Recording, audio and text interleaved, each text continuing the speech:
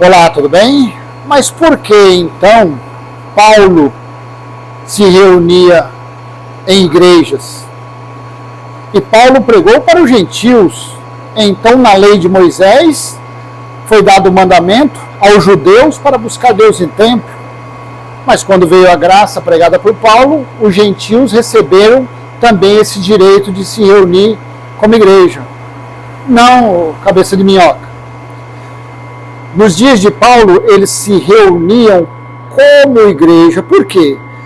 Porque o que era a igreja? A igreja era o corpo de Cristo. O corpo de Cristo é espiritual. A igreja sempre foi espiritual. Então os irmãos se reuniam no corpo ou como corpo de Cristo. Aí foi dado o nome de eclésia. Tirados para fora, de igreja. Foi dado esse nome. Mas aí que tem um detalhe muito importante. Qual foi a necessidade dos gentios se reunirem nos dias de Paulo como igreja? Por quê? Eles se reuniam às escondidas, devido à grande perseguição, devido à tribulação que já estava em curso. Então o evangelho, o anúncio das boas notícias, que o reino de Deus estava próximo, deveria ser pregado nos últimos dias. Porque eles estavam vivendo os últimos dias. 1 Coríntios 10, 11. Por isso que sobre eles foi derramado o Espírito da verdade, o Consolador. Por isso que eles tinham dons. Por isso que o Espírito Santo exercia neles dons.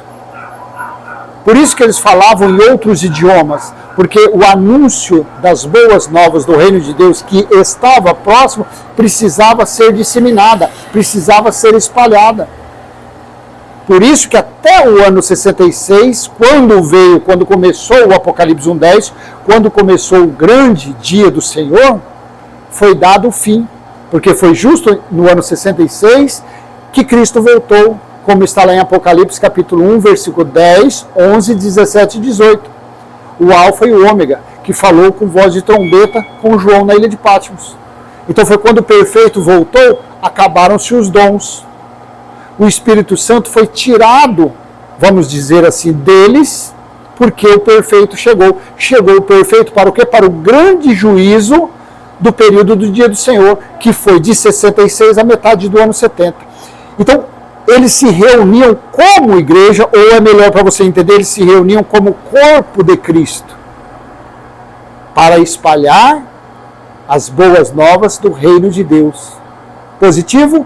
Porém, do ano 70, quando foi consumado, como está em Apocalipse 11:15, o reino de Cristo foi estabelecido, sendo assim se cumpriu o grande mistério que Deus falou através dos servos e profetas. Quando fosse tocada a sétima trombeta, então se cumpriria o grande mistério de Deus, como está em Apocalipse 10:7. Então, dentro desse período de 66 a metade do ano de 70, o Evangelho se cumpriu. Por isso que ele se tornou o Evangelho eterno, de Apocalipse 14:6. Do ano 70 para cá, não se reúne mais como corpo de Cristo. Não se reúne mais como igreja. Por que não? Porque o templo espiritual, a igreja espiritual de Cristo, está em todos os homens. Está no entendimento, está no coração, está no espírito. Assim está em Apocalipse capítulo 21, versículo 3. Por isso que não há mais a necessidade de se anunciar nada, de pregar nada, porque tudo foi consumado. O Evangelho foi estabelecido, o reino de Cristo foi estabelecido. E assim como está em Apocalipse 21, 3, eis o tabernáculo de Deus com os seres humanos, onde o próprio Deus habitará. Então tudo que você vê aí, igreja fulano e tal, igreja, é tudo mentira, é tudo templo de pedra, é tudo meios de escravidão, são meios de roubo, de fraude, de engano, tá bom? Curte, comenta, compartilha, se inscreve, ativa o sininho e vamos em frente, descendo o sarrafo, conforme o Evangelho eterno.